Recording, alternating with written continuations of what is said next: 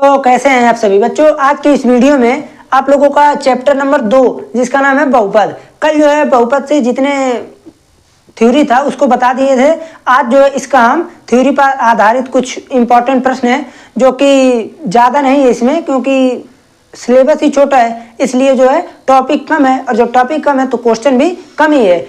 मैंने देखा तो हमको लगा कि इसमें अब इससे ज़्यादा कठिन प्रश्न एमसीक्यू बन ही नहीं सकता है। कुछ प्रश्न यही थे कि एक, जैसे देखिए पहला प्रश्न है, एक त्रिघात बहुपद के कितने शून्यक होते हैं। तो आप सभी को मैंने बताया था कि अगर द्विघात हो, त्रिघात हो, चतुर्थ घात हो, यानी जितने भी घात हो तो वही होते हैं उसके शून्यक। तो अगर त्रिघात है तो यानी इसके शून्यक 3 हो जाएंगे। ओके, अब यहाँ पर देखिए ये प्रश्न कल के थ्योरी में चर्चा हुए थे। खैर, तो जैसे यहाँ दिया कि देखिए चित्र में शून्यकों की संख्या होगी, तो आप लोग ये जानिए कि पहले तो शून्यक निकलता कैसे है इसको आलेख देखकर।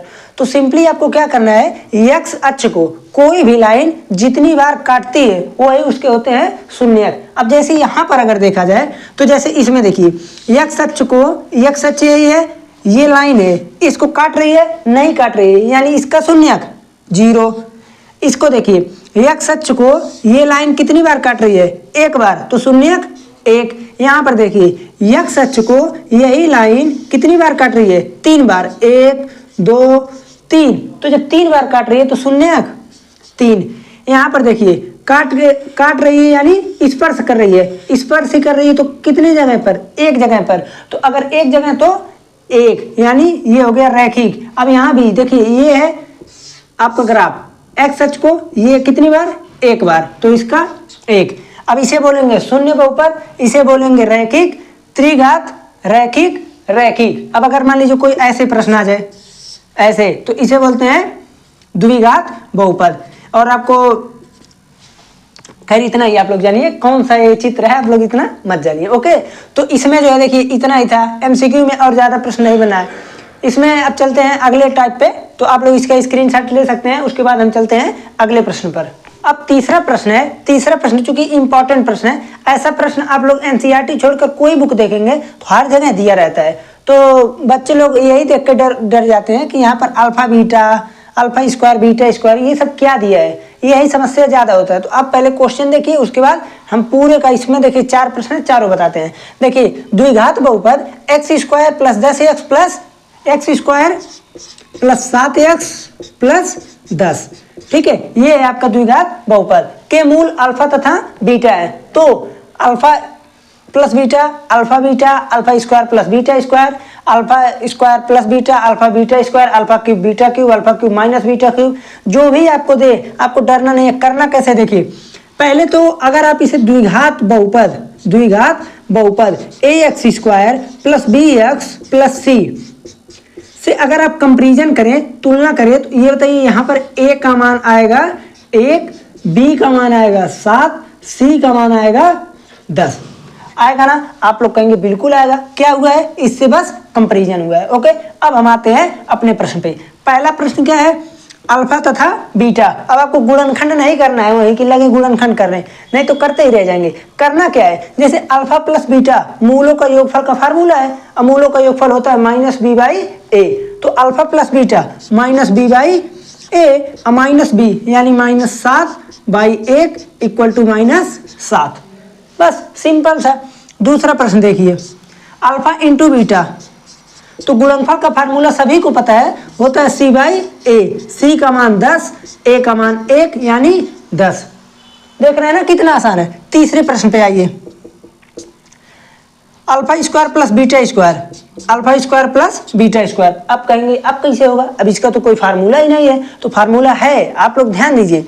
आप लोग क्या कीजिए, जैसे इस चीज को अगर हम a प्लस बी ले, यानी a square plus B square, तो आपको पता होना चाहिए कि जैसे यहाँ से देखिए हम a प्लस बी को अल्फा प्लस बीटा का होल स्क्वायर लिख रहे हैं, तो यहाँ से आएगा alpha square plus beta square -2 alpha beta. अब यहाँ पर अगर a भी लिए होते तो a square B square -2ab, इस तरह से होता। हमको करना क्या है, यहाँ से alpha square plus beta square की वैल्यू को निकालना है। तो इस वैल्यू को अगर निकालना है तो यहाँ से ये बताइए अल्फा प्लस बीटा का whole square minus sorry +2 alpha beta होगा कि नहीं इस चीज के बराबर में? आप कहेंगे बिल्कुल होगा। तो इस चीज के जगह आप डायरेक्टली ये उतार दीजिए। तो अल्फा प्लस बीटा का होल स्क्वायर +2 अल्फा बीटा। अब एक चीज आप लोग ध्यान से सुनिए, कोई भी प्रश्न अगर इस तरह से आ जाए alpha cube beta cube alpha minus beta whole cube, आपको सिंपली क्या करना है, अल्फा प्लस बीटा और अल्फा इंटू बीटा दो फॉर्मेट में आपको लाना है। मैंने इसीलिए पहले दोनों फॉर्मेट लिया था। देखिए ध्यान दीजिए, alpha plus beta alpha into beta दो फॉर्मेट जानबूझ के लिया था ताकि इन दोनों को बताने के बाद आप लोग इसको कर ले जाएंगे। अब देखिए यहाँ से, अब इसमें तो आप लोग कहेंगे बिल्कुल हो जाएगा, अल्फा प्लस बीटा यानी -b/a का whole square plus 2 alpha beta यानी 2 × c/a। आसान है ना। अब इसको थोड़ा सा और आगे करते हैं यहाँ पर, तो देखिए -b/a का होल स्क्वायर यानी b²/a² प्लस 2c/a। अब आपको अगर मन कर रहा है तो और सरल कीजिए, नहीं तो अब वैल्यू रख दीजिए। b की वैल्यू 7, तो 7 का स्क्वायर 1 का स्क्वायर प्लस 2 × 10/1, 7 का स्क्वायर 49 और 2 × 10 20। यहाँ से आ गया 6 9 यानी 69। देख रहे हैं ना कितना आसान है। आपको करने आना चाहिए बस, नहीं तो आप लोग इसी में फंसे रहेंगे। अगर आप मान लीजिए इसका गुणनखंड करते हैं, वैल्यू निकालते हैं, कोई बात नहीं, लेकिन ये अगर परीक्षा की दृष्टि से देखा जाए या किसी भी दृष्टि से तो थोड़ा सा ये गलत हो जाएगा। ठीक है ना। तरीका यही है करने का, पहले इसको सॉल्व करेंगे उसके बाद वैल्यू पुट करेंगे। अब हम आते हैं चौथे नंबर प्रश्न पे। तो चौथा नंबर तो भैया बहुत आसान है, आप कुछ बच्चे तो देख ही के बता देंगे क्या होगा इसका। यहाँ भी अल्फा, यहाँ भी बीटा, यहाँ अल्फा बीटा दोनों जगह है ना, तो अल्फा बीटा को ले लीजिए कॉमन, तो यहाँ से बचेगा अल्फा, यहाँ से बचेगा बीटा, अल्फा बीटा c/a, तो c/a into alpha plus beta -b/a। अब देखिए यहाँ से हो गया -bc/a² माइनस b का मान 10 नहीं 7 है, c का मान 10 है अपान 1 का स्क्वायर -70। देख रहे हैं ना। तो इस प्रकार से जो भी प्रश्न पूछे आप लोग को करना क्या है, सिंपली a + b या a × b यानी अल्फा इंटू बीटा या अल्फा प्लस बीटा में तोड़ना है। अब जैसे मान लीजिए कभी कभी क्या करता है, इस प्रकार दे देता है अल्फा माइनस बीटा का होल क्यूब, तो करना क्या है, alpha cube beta cube 3 alpha beta alpha plus beta alpha minus beta होगा। तो ये क्वेश्चन बहुत ज़्यादा जटिल हो जाएगा, बहुत ज़्यादा। तो इसलिए करता क्या है, ये क्वेश्चन नहीं देकर ये उठा देता है alpha cube plus beta cube. तो आपको क्या करना है, अगर alpha cube plus beta cube दिए तो इन सभी को ट्रांसफर करके पक्षांतर करके इसको वैल्यू को रखना है और निकाल सकते हैं। ओके। तो यहाँ पर देखिए अल्फा माइनस बीटा है तो माइनस वाला भी नहीं देगा, ध्यान दीजिएगा, प्लस वाला देगा क्योंकि माइनस पे है ही नहीं। ओके। तो ये रहा आप लोगों का एकदम अच्छा सा प्रश्न। अब हम चलते हैं अगले प्रश्न पे, एक दो फॉर्मेट का और बता दे प्रश्न। ठीक है, इसका स्क्रीनशॉट ले लीजिए। चलते हैं हम अगले प्रश्न पर। देखिए बच्चों, अगला प्रश्न है अलग तरह का फॉर्मेट है। ये प्रश्न 1-2 नंबर में आ सकता है। 2 नंबर का प्रश्न जो होता है आप लोगों का रिटन वाला वो भी हो सकता है। चूंकि आप लोगों का पैटर्न ही बदल गया है, एमसीक्यू वाला है, तो एमसीक्यू में तो देने का चांसेस कम है, वैसे भाई एग्जामिनर के ऊपर डिपेंड है। ठीक है, देखिए प्रश्न है कि एक द्विघात बहुपद ज्ञात कीजिए जिसके शून्यकों का योग तथा गुणनफल क्रमशः इतना है। अब इसको देखिए बच्चे गलती क्या करते हैं, इसको शून्यक मान लेते हैं, लेकिन ये क्या है, शून्यक नहीं है। ये शून्यक नहीं है भैया, ये दोनों शून्यक नहीं है। ये क्या है, शून्यकों का योगफल है। पहला वाला शून्यकों का योगफल और ये शून्यकों का गुणनफल, यानी पहला वाला अल्फा प्लस बीटा है और दूसरा वाला अल्फा इंटू बीटा है। तो पहले तो हम इसका बनाते हैं आप लोगों को फार्मूला बताएंगे तभी तो काम होगा। तो फार्मूला सिंपल सा फार्मूला है, x² माइनस शून्यकों का योगफल यानी alpha plus beta, x plus alpha into beta शून्यकों का गुणनफल। ओके। तो आप लोग एक बार हिंदी में लिख सकते हैं। अब x² माइनस शून्यकों का योगफल, x प्लस शून्यकों का गुणनफल, इस प्रकार से लिखकर आप लोग इसे वैल्यू पुट कर दीजिए। मैं यहाँ पर सवाल को इसलिए लिया हूँ, देखिए ये हो गया। अब यहाँ से हो जाएगा, अभी बताते हैं, x² minus alpha plus beta क्या चीज़ है, आप कहेंगे 0 x plus alpha into beta root में 5। यहाँ से क्या आएगा, देखिए x², इसका तो चिन्ह खत्म हो गया, प्लस √5। ये आ गया आपका द्विघात बहुपद। ओके, अब अगर मान लें हम कि ये शून्यक होता तब क्या होता, तो अगर शून्यक होता हम तो भी बता दे रहे हैं क्या होता। तो देखिए एक्स स्क्वायर माइनस शून्यक अगर होता तो दोनों को ऐड करते हैं, 0 और √5 को ऐड करेंगे तो √5, यही तो होगा। रूट में 5 इंटू एक्स प्लस 0 और √5 का गुणा करेंगे तो 0 एक्स स्क्वायर माइनस √5 एक्स।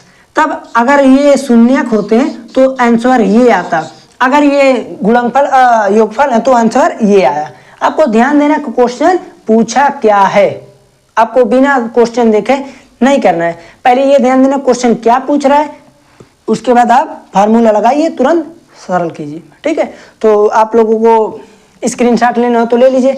वैसे हम यही कहेंगे आप लोग कॉपी लेकर बैठिए, मेरे साथ साथ करने की कोशिश कीजिए। अगर मेरे साथ नहीं भी कर पाते तो कोई बात नहीं, इसको जो है स्क्रीनशॉट लेकर बाद में आप इसे देखकर कर सकते हैं। ठीक है, आप लोग इसके ले सकते हैं स्क्रीनशॉट। चलते हैं हम अगले प्रश्न पे। अगला प्रश्न एक ही मॉडल का और बचा है आप लोगों को, सत्यता की जांच, तो उसे बता देते हैं, उसके बाद फिर हो जाएगा। ओके, तो स्क्रीनशॉट लीजिए, चलते हैं अगले प्रश्न। आप लोगों का लास्ट प्रश्न है और लास्ट मॉडल का है। अब इससे ज्यादा हमको नहीं लगता है प्रश्न कोई बन सकता है। वैसे फिर अगर बात की जाए, अगर मान लीजिए एक आध प्रश्न बन भी जाता है कोई, तो आप लोग कर ले जाएंगे, क्योंकि इससे टफ नहीं बनेगा। अब देखिए इसमें जो है आपको शून्यकों तथा गुणांकों के बीच संबंध की सत्यता की जांच करनी है।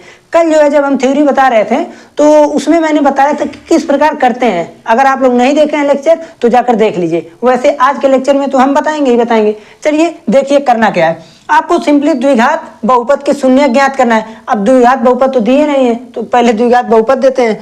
तो जैसे द्विघात बहुपद है 2x square minus 8x plus 6, तो चूंकि आप लोगों का एक ही क्वेश्चन रहेगा तो इसलिए द्विघात बहुपद ए लिख देगा, उसके बाद के शून्य ज्ञात की लिखना तो हमको था लेकिन हम भूल गए हैं। ओके, तो आपको ये चीज करना है। अब उसके बाद क्या करना है, देखिए जब इसे पहले हम गुणनखंड करेंगे। गुणनखंड तो आप सभी को आता ही होगा जहां तक मेरा उम्मीद है। तो गुणनखंड करेंगे, तो गुणनखंड जब करेंगे तो देखिए पहले 2 का मल्टीप्लाई 6 में करेंगे तो 12, और यहाँ पर जोड़ने पर हमको लाना है कितना 8, मल्टीप्लाई करने पर 12, तो 6 2 का ही कॉम्बिनेशन बनेगा। तो 2x स्क्वायर माइनस देखिए 2 प्लस 6 एक्स प्लस 6। अब कुछ बच्चे लोग कहेंगे का हम 6 प्लस 2 नहीं कर सकते हैं, तो बिल्कुल कीजिए, 6 प्लस 2 कीजिए, चाहे 2 प्लस 6, बात वही है।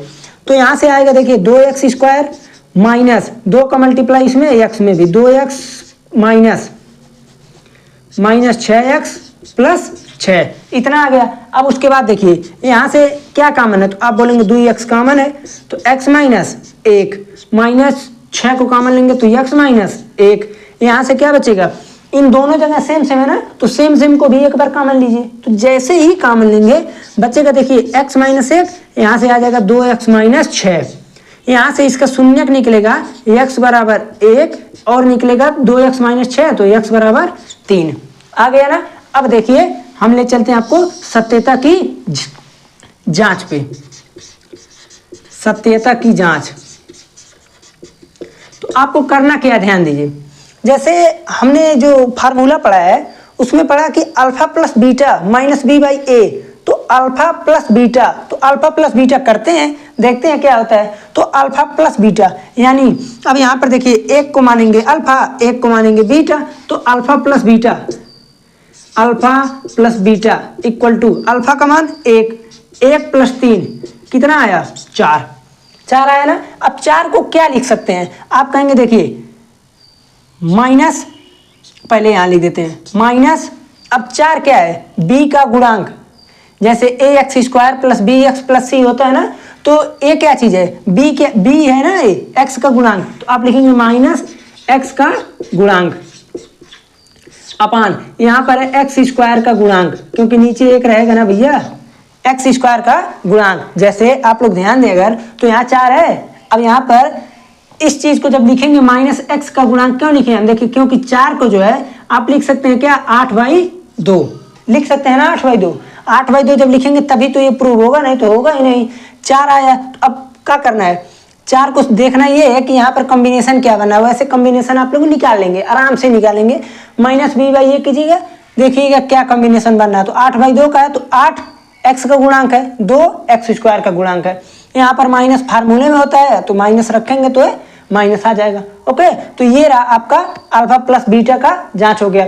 अब दूसरा निकालते हैं मूलों का गुणनफल का। ये किसका था? योगफल का था। अब निकालते हैं गुणनफल का। तो गुणनफल का क्या करेंगे? 1 गुणा 3 कितना आया? 3। अब 3 को हम क्या लिखेंगे? 6/2। अब आप लोगों के माइंड में एक चीज आ रहा होगा कि कैसे आपको पता कि 6/2 ही रखें। बिल्कुल इजी भाई, 6/2 क्यों रखें? क्योंकि यहाँ 6 है, यहाँ 2 है, यहाँ 9 रहता है, यहाँ 3 रहता है, तो 9/3 करते हैं। सिंपली आपको ये देखना है कि करना क्या है, अंक कौन सा है। तो अब हम लिख देंगे सिंपल सी, यानी ये क्या है? अचर पद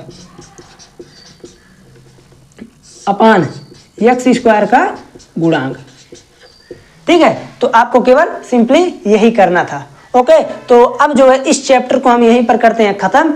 तो जो भी है एकदम चैप्टर छोटा है, चैप्टर में थ्योरी भी छोटा था और पीवाईक्यू भी छोटा ही है। कल का लेक्चर जो होगा वो मजेदार लेक्चर होगा, क्योंकि आप लोगों का जो है उसमें आएगा कौन सा लेक्चर? 3rd चैप्टर का। अब 3rd चैप्टर आप लोगों को पता ही है कि कितना उसमें कौन कौन सा टॉपिक वाइज है। वैसे भी अगर ना पता हो तो कल का लेक्चर ज्वाइन जरूर कीजिएगा। चलते हैं, मिलते हैं फिर अगले लेक्चर में।